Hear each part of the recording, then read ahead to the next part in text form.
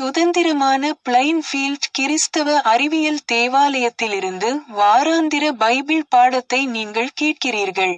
அது அமெரிக்காவின் Plainfield, new ஜெர்சியில் அமைந்துள்ளது. மேலும் தகவலுக்கு எங்கள் வலைத்தளத்தை பார்வையிடவும். www.plainfieldcs.com. இது பாடம் ஞாயிற்றுக்கிழமை மார்ச் 15, 2026. தலைப்பு: பதார்த்தம். கோல்டன் உரை. நீதிமொழிகள். கர்த்தரின் ஆசீர்வாதமே ஐசுவரியத்தை தரும், அதனோடே அவர் வேதனையை கூட்டார். பொறுப்பு ரீதியான வாசிப்பு. எபிரேயர்.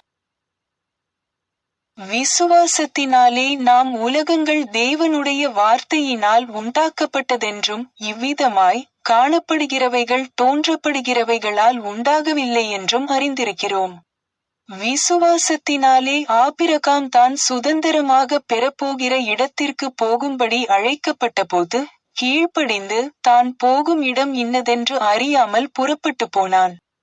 ஏனெனில் தேவன் தாமே கட்டி உணடாக்கின அஸ்திபாரங்களுள்ள நகரத்துக்கு அவன் காத்திருந்தான்.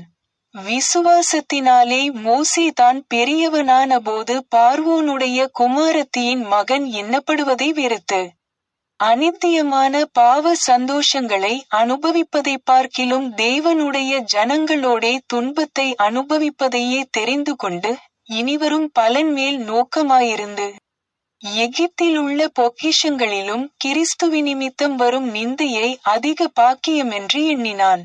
விசுவாசத்தினாலே அவன் அதரிசனமானவரை தரிசிக்கிறது போல உறுதியாயிருந்து ராஜாவின் கோபத்துக்கு பயப்படாமல் எகிப்தை விட்டு போனான். பாடம் பிரசங்கம். பைபிளிலிருந்து. சங்கீதம். தேவனே, உம்முடைய கிருபை எவ்வளவு அருமையானது! அதினால் மனுபுத்திரர் உமது செட்டைகளின் நிழலிலே வந்தடைகிறார்கள். உமது ஆலயத்திலுள்ள சம்பூரணத்தினால் திருப்தியடைவார்கள். உமது பேரின்ப நதியினால் அவர்கள் தாகத்தை தீர்க்கிறீர். ஜீவூற்று உம்மிடத்தில் இருக்கிறது, உம்முடைய வெளிச்சத்திலே வெளிச்சம் காண்கிறோம். சங்கீதம். நான் பிரமிக்கத்தக்க அதிசயமாய் உண்டாக்கப்பட்டபடியால் உம்மை துதிப்பேன், உமது கிரியைகள் அதிசயமானவைகள். அது என் ஆத்துமாவுக்கு நன்றாய் தெரியும். நான் ஒளிப்பிடத்திலே உண்டாக்கப்பட்டு பூமியின் தாழ்விடங்களிலே விசித்திர வினோதமாய் உருவாக்கப்பட்டபோது என் எலும்புகள் உமக்கு மறைவாயிருக்கவில்லை. தேவனே, உமது ஆலோசனைகள் எனக்கு எத்தனை அருமையானவைகள், அவைகளின் தொகை எவ்வளவு அதிகம்! இராஜாக்கள். தீர்க்கதரிசிகளுடைய புத்திரரில் ஒருவனுக்கு மனைவியாயிருந்த ஒரு ஸ்திரீ எலிசாவை பார்த்து, உமது அடியானாகிய என் புருஷன் இறந்து போனான், உமது அடியான் கர்த்தருக்கு பயந்து நடந்தான் என்பதை அறிவீர். கடன் கொடுத்தவன் இப்போது என் 2 குமாரரையும் தனக்கு அடிமைகளாக்கிக் கொள்ள வந்தான் என்றான். எலிசா அவளை நோக்கி, நான் உனக்கு என்ன செய்ய வேண்டும்? வீட்டில் உன்னிடத்தில் என்ன இருக்கிறது சொல் என்றான். அதற்கு அவள், ஒரு குடம் எண்ணெய் அல்லாமல் உமது அடியாளுடைய வீட்டில் வேறொன்றும் இல்லை என்றாள். அப்பொழுது அவன், நீ போய் உன்னுடைய அயல் வீட்டுக்காரர் எல்லாரிடத்திலும் அநேகம் வெறும் பாத்திரங்களை கேட்டு வாங்கி உள்ளே போய் உன் பிள்ளைகளுடன் உள்ளே நின்று கதவை பூட்டி அந்த பாத்திரங்கள் எல்லாவற்றிலும் வார்த்து நிறைந்ததை ஒரு பக்கத்தில் வை என்றான். அவள் அவனிடத்திலிருந்து போய் தன் பிள்ளைகளுடன் கதவை பூட்டிக்கொண்டு இவர்கள் பாத்திரங்களை அவளிடத்தில் கொடுக்க அவள் அவைகளில் வார்த்தாள். அந்த பாத்திரங்கள் நிறைந்த பின் அவள் தன் மகன் ஒருவனை நோக்கி, இன்னும் ஒரு பாத்திரம் கொண்டு வா என்றாள். அதற்கு அவன், வேறே பாத்திரம் இல்லை என்றான். அப்பொழுது எண்ணெய் நின்று போயிற்று. அவள் போய் தேவனுடைய மனுஷனுக்கு அதை அறிவித்தாள். அப்பொழுது அவன், நீ போய் அந்த எண்ணெயை விற்று உன் கடனைத் தீர்த்து மீந்ததைக் கொண்டு நீயும் உன் பிள்ளைகளும் ஜீவனம் பண்ணுங்கள் என்றான்.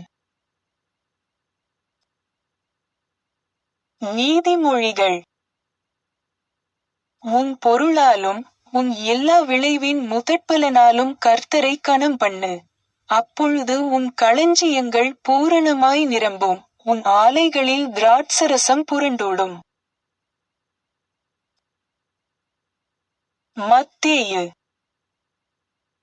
பின்பு இயேசு கலிலேயா எங்கும் சுற்றி நடந்து அவர்களுடைய ஜெப ஆலயங்களில் உபதேசித்து ராஜ்யத்தின் சுவிசேஷத்தை பிரசங்கித்து ஜனங்களுக்கு உண்டாயிருந்த சகல வியாதிகளையும் சகல நோய்களையும் நீக்கிச் சொஸ்தமாக்கினார்.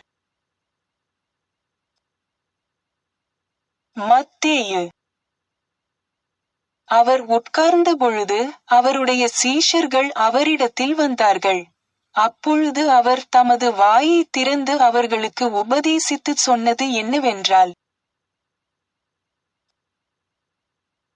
மத்தேயு.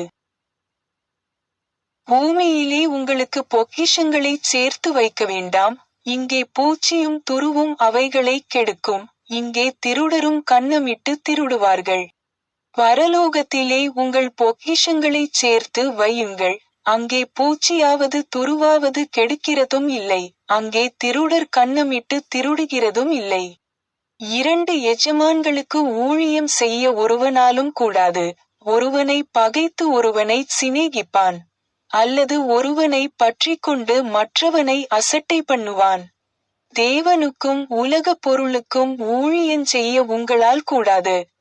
என்னத்தை உண்போம், என்னத்தை குடிப்போம் என்று உங்கள் ஜீவனுக்காகவும் என்னத்தை உடுப்போம் என்று உங்கள் சரீரத்துக்காகவும் கவலைப்படாதிருங்கள் என்று, ஆகாரத்தை பார்க்கிலும் ஜீவனும் உடையை பார்க்கிலும் சரீரமும் விசேஷித்தவைகள் அல்லவா?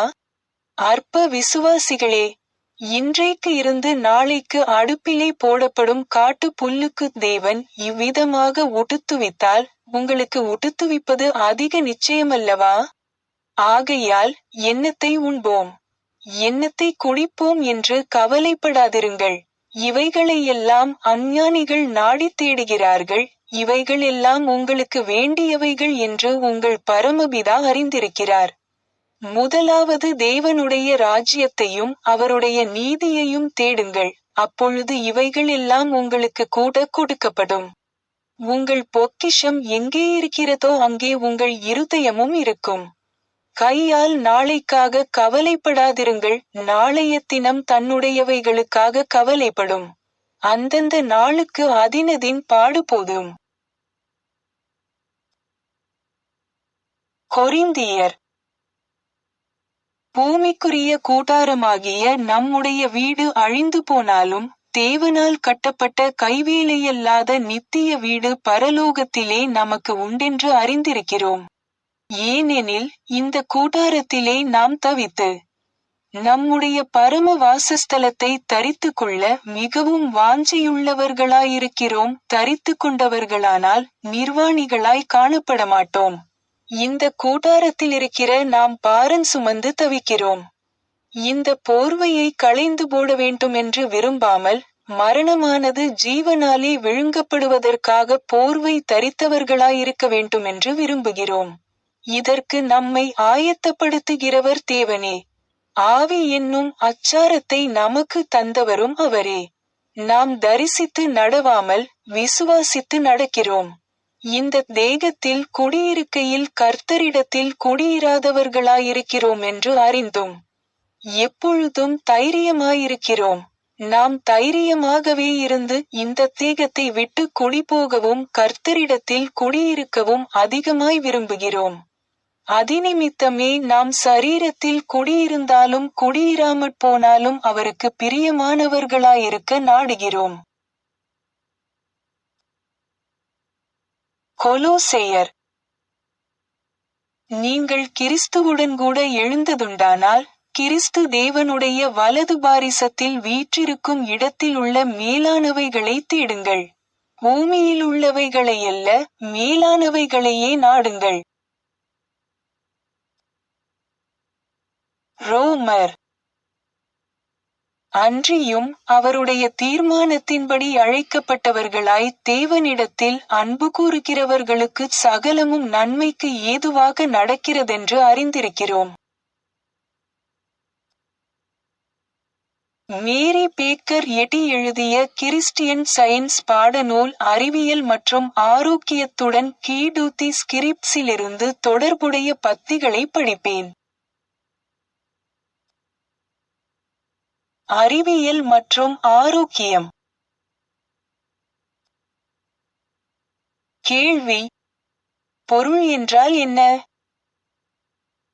பதில்: பொருள் என்பது நித்தியமானது மற்றும் முரண்பாடு மற்றும் சிதைவுக்கு இயலாதது.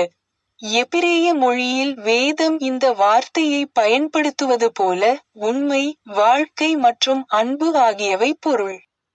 எதிர்பார்க்கப்படும் விஷயங்களின் பொருள், காணப்படாத விஷயங்களின் சான்று. மனம், ஆன்மா அல்லது கடவுளின் ஒத்த சொல்லான ஆவி மட்டுமே உண்மையான பொருள். தனிப்பட்ட மனிதன் உட்பட ஆன்மீக பிரபஞ்சம் ஒரு கூட்டு யோசனையாகும், இது ஆவியின் தெய்வீக பொருளை பிரதிபலிக்கிறது. தெய்வத்தை உருவாக்கும் உயிர், அறிவு, உண்மை மற்றும் அன்பு ஆகிய பொருள்கள் அவரது படைப்பால் பிரதிபலிக்கப்படுகின்றன. மேலும் உடல் புலன்களின் தவறான சாட்சியத்தை நாம் அறிவியலின் உண்மைகளுக்கு கீழ்ப்படுத்தும்போது, இந்த உண்மையான ஒற்றுமையையும் பிரதிபலிப்பையும் எல்லா இடங்களிலும் காண்போம். மனிதனைப் போலவே பிரபஞ்சமும் அதன் தெய்வீக கொள்கையான கடவுளிலிருந்து அறிவியலால் விளக்கப்பட வேண்டும், பின்னர் அதை புரிந்து கொள்ள முடியும். ஆனால் உடல் உணர்வின் அடிப்படையில் விளக்கப்பட்டு வளர்ச்சி, முதிர்ச்சி மற்றும் சிதைவுக்கு உட்பட்டதாக குறிப்பிடப்படும்போது, மனிதனைப் போலவே பிரபஞ்சமும் ஒரு புதிராகவே உள்ளது, மேலும் தொடர்ந்து இருக்க வேண்டும். ஆன்மா என்பது எல்லாவற்றின் வாழ்க்கை, பொருள் மற்றும் தொடர்ச்சி. தெய்வீக அறிவியலால் அங்கீகரிக்கப்பட்ட ஒரே பொருள் மற்றும் உணர்வு ஆன்மா மட்டுமே. பொருள் புலன்கள் இதை எதிர்க்கின்றன, ஆனால் பொருள் புலன்கள் இல்லை, ஏனெனில் பொருளுக்கு மனம் இல்லை.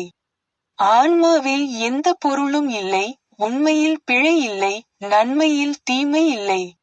இது ஒரு தவறான அனுமானம். உண்மையான பொருள், பொருள் உள்ளது, ஆவிக்கு எதிரானது என்ற கருத்து. ஆவி, கடவுள், எல்லையற்றவர், எல்லாம். ஆவிக்கு எதிர்மாறானது எதுவும் இருக்க முடியாது. பொருள் கணிசமானது அல்லது வாழ்க்கை மற்றும் உணர்வு உள்ளது, இது மனிதர்களின் தவறான நம்பிக்கைகளில் ஒன்றாகும், மேலும் ஒரு கற்பனையான மரண நனவில் மட்டுமே உள்ளது. எனவே, நாம் ஆவியையும் உண்மையையும் அணுகும்போது, நாம் பொருளின் உணர்வை இழக்கிறோம். பொருள் இருக்க முடியும் என்பதை ஒப்புக்கொள்வதற்கு மற்றொரு ஒப்புதல் தேவைப்படுகிறது, அதாவது, ஆவி எல்லையற்றது அல்ல, பொருள் சுய படைப்பு. சுயமாக இருப்பது மற்றும் நித்தியமானது.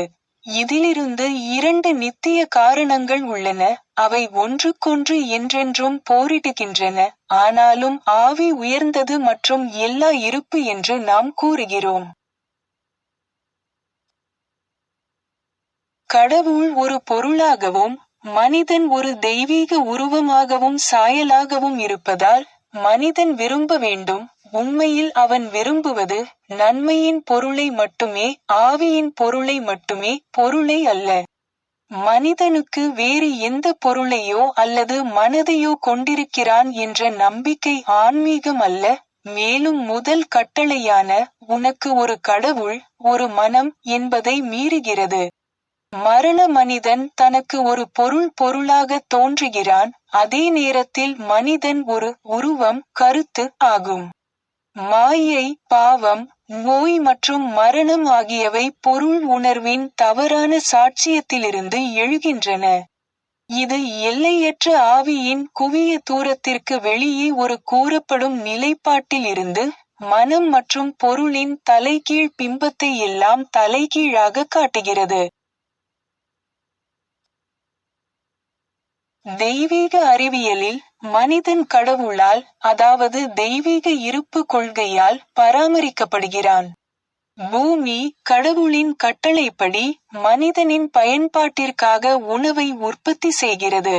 இதை அறிந்த இயேசு, உங்கள் வாழ்க்கையைப் பற்றி கவலைப்படாதீர்கள், என்ன சாப்பிடுவீர்கள், என்ன குடிப்பீர்கள் என்று கவலைப்படாதீர்கள் என்று ஒருமுறை கூறினார், அவரது படைப்பாளரின் தனிச்சிறப்பை கருத்தில் கொள்ளாமல். அனைவருக்கும் தந்தையும் தாயுமான கடவுளை அங்கீகரித்து, அவர் அல்லிகளைப் போல மனிதனுக்கு உணவளிக்கவும் உடை அணியவும் முடியும் என்று அங்கீகரித்தார். தெய்வீக அன்பு எப்போதும் ஒவ்வொரு மனித தேவையையும் பூர்த்தி செய்துள்ளது, எப்போதும் பூர்த்தி செய்யும். இயேசு ஒரு குறிப்பிட்ட எண்ணிக்கையிலான அல்லது ஒரு குறிப்பிட்ட காலத்திற்கு மட்டுமே குணப்படுத்தும் தெய்வீக சக்தியை காட்டினார் என்று கற்பனை செய்வது நல்லதல்ல. ஏனெனில் அனைத்து மனிதகுலத்திற்கும் ஒவ்வொரு மணி நேரத்திலும் தெய்வீக அன்பு அனைத்து நன்மைகளையும் வழங்குகிறது. கிருபையின் அற்புதம் அன்பிற்கு அற்புதம் அல்ல. இயேசு உடல் இயலாமையையும் ஆவியின் எல்லையற்ற திறனையும் நிரூபித்தார். இதனால் தவறான மனித உணர்வு அதன் சொந்த நம்பிக்கைகளிலிருந்து தப்பித்து தெய்வீக அறிவியலில் பாதுகாப்பை தேட உதவினார். கடவுள் ஜடப்பொருளில் வாழ்கிறார் என்ற நம்பிக்கை சர்வதேய கொள்கைக்கு உட்பட்டது. ஆன்மா உடலில் இருக்கிறது, மனம் ஜடப்பொருளில் இருக்கிறது, நன்மை தீமையில் இருக்கிறது என்று கூறும் பிழை, அதைச் சொல்லி அத்தகைய வார்த்தைகளிலிருந்து விலக வேண்டும். இல்லையெனில் கடவுள் தொடர்ந்து மனிதகுலத்திலிருந்து மறைக்கப்படுவார், மேலும் மனிதர்கள் தாங்கள் பாவம் செய்கிறோம் என்பதை அறியாமல் பாவம் செய்வார்கள். ஆவிக்கு பதிலாக ஜடப்பொருளைச் சார்ந்திருப்பார்கள், நொண்டித்தனத்தால் தடுமாறுவார்கள், குடிபோதையில் விழுவார்கள், நோயால் விழுவார்கள். இவை அனைத்தும் அவர்களின் குருட்டுத்தன்மை. கடவுள் மற்றும் மனிதன் பற்றிய அவர்களின் தவறான உணர்வு காரணமாகும். மனிதகுலத்தை ஆசீர்வதிக்க ஆன்மாவிடம் எல்லையற்ற வளங்கள் உள்ளன, மேலும் ஆன்மாவில் தேடப்பட்டால் மகிழ்ச்சியை நாம் எளிதாக அடைய முடியும், மேலும் அது நம் பராமரிப்பில் மிகவும் பாதுகாப்பாக இருக்கும். உயர்ந்த இன்பங்கள் மட்டுமே அழியாத மனிதனின் ஆசைகளை பூர்த்தி செய்ய முடியும். தனிப்பட்ட உணர்வின் எல்லைக்குள் நாம் மகிழ்ச்சியை வரையறுக்க முடியாது. புலன்கள் உண்மையான இன்பத்தை வழங்குவதில்லை. மனதின் எல்லையற்ற தன்மையில் பொருள் அறியப்படாமல் இருக்க வேண்டும். அழகான மற்றும் தீங்கற்ற அனைத்தும் மனதின் கருத்துக்கள். மனம் அவற்றை உருவாக்கி பெருக்குகிறது, மேலும் விளைபொருள் மனரீதியானதாக இருக்க வேண்டும். மனித கருத்துக்களை மகிழ்விப்பதற்கும் இருப்பு அறிவியலை நிராகரிப்பதற்கும் ஒரே சாக்குப் போக்கு நமது மரண அறியாமை. தெய்வீக அறிவியலை புரிந்து கொள்வதற்கு மட்டுமே வழிவகுக்கும் அறியாமை. இதன் மூலம் நாம் பூமியில் உள்ள சத்திய ராஜ்யத்தில் நுழைந்து ஆவி எல்லையற்றது மற்றும் உயர்ந்தது என்பதை அறிந்து கொள்கிறோம். கடவுளின் படைப்பையும் அதனுடன் செல்லும் தெய்வீக சக்தி மற்றும் பிரசன்னத்தையும் பகுத்தறிந்து புரிந்து கொள்வதில் மனித திறன் மெதுவாக உள்ளது. இது அதன் ஆன்மீக தோற்றத்தை நிரூபிக்கிறது. மனிதர்கள் பழைய மனிதனை தூக்கி எறிந்துவிட்டு ஆன்மீக சாயலையும் அடையும் வரை எல்லையற்றதை ஒருபோதும் அறிய முடியாது. முடிவிலியை என்ன புரிந்து கொள்ள முடியும்? அப்போஸ்தலரின் மொழியில், நாம் அனைவரும் தேவனுடைய குமாரனை பற்றிய விசுவாசத்திலும் அறிவிலும் ஒற்றுமையுடன் ஒரு பரிபூரண மனிதனாக கிறிஸ்துவின் நிறைவின் வளர்ச்சியின் அளவை அடையும் வரை அவரை எவ்வாறு அறிவிப்போம்? மனிதன் தனது உண்மை மற்றும் அன்பு பொக்கிஷங்கள் பெரிதாகும்போது ஆன்மீக இருப்பை விகிதாசாரமாக புரிந்து கொள்கிறான். மனிதர்கள் கடவுளை நோக்கி ஈர்க்கப்பட வேண்டும். அவர்களின் பாசங்களும் நோக்கங்களும் ஆன்மீகமாக வளர வேண்டும். அவர்கள் இருப்பின் பரந்த விளக்கங்களுக்கு அருகில் இருக்க வேண்டும். மேலும் எல்லையற்றதைப் பற்றிய சரியான உணர்வை பெற வேண்டும். பாவம் மற்றும் இறப்பு ஆகியவற்றை தள்ளி வைக்க வேண்டும். ஆன்மாவிற்காக பொருளை கைவிடும் இந்த அறிவியல் இருப்பு உணர்வு, மனிதன் தெய்வத்தில் உள்வாங்கப்படுவதையும் அவனது அடையாளத்தை இழப்பதையும் எந்த வகையிலும் குறிக்கவில்லை. ஆனால் மனிதனுக்கு விரிவாக்கப்பட்ட தனித்துவம், சிந்தனை மற்றும் செயலின் பரந்த கோளம், மிகவும் விரிவான அன்பு, உயர்ந்த மற்றும் நிரந்தர அமைதியை அளிக்கிறது. உயிர் என்பது பொருளிலும் இல்லை, ஆன்மாவாகவே இருக்கிறது என்பதை நாம் உணரும்போது, இந்த புரிதல் சுயநிறைவாக விரிவடைந்து, கடவுளில் அனைத்தையும், நல்லதையும், வேறு எந்த உணர்வும் தேவையில்லை என்பதையும் கண்டறியும். சர்ச் கையேட்டில் கொடுக்கப்பட்டுள்ளபடி மேரி பேக்கர் எட்டியின் 3 தினசரி கடமைகளை இப்போது படிப்பேன். தினசரி ஜெபம். ஒவ்வொரு நாளும் ஜெபிப்பது இந்த திருச்சபையின் ஒவ்வொரு உறுப்பினரின் கடமையாகும். உம்முடைய ராஜ்யம் வா, தெய்வீக சத்தியம், வாழ்க்கை, அன்பு ஆகியவற்றின் ஆட்சி என்னுள் நிலை பெறட்டும். எல்லா பாவங்களையும் என்னிடமிருந்து விலக்கட்டும். உம்முடைய வார்த்தை எல்லா மனிதர்களிடமும் பாசத்தை வளப்படுத்தி அவற்றை ஆளட்டும். நோக்கங்கள் மற்றும் செயல்களுக்கான விதி. தி மதர் சர்ச்சின் உறுப்பினர்களின் நோக்கங்கள் அல்லது செயல்களை விரோதமோ அல்லது தனிப்பட்ட இணைப்போ தூண்டக்கூடாது. அறிவியலில், தெய்வீக அன்பு மட்டுமே மனிதனை ஆளுகிறது. ஒரு கிறிஸ்தவ விஞ்ஞானி அன்பின் இனிமையான வசதிகளையும், பாவத்தை கண்டிப்பதிலும், உண்மையான சகோதரத்துவம், தொண்டு, மன்னிப்பு ஆகியவற்றிலும் பிரதிபலிக்கிறார். இந்த திருச்சபையின் உறுப்பினர்கள் தினந்தோறும் கவனித்து, எல்லா தீமைகளிலிருந்தும் தீர்க்கதரிசனம், தீர்ப்பு, கண்டனம், ஆலோசனை, செல்வாக்கு செலுத்துதல் அல்லது தவறாக செல்வாக்கு செலுத்துதல் ஆகியவற்றிலிருந்து விடுவிக்கப்பட வேண்டும்.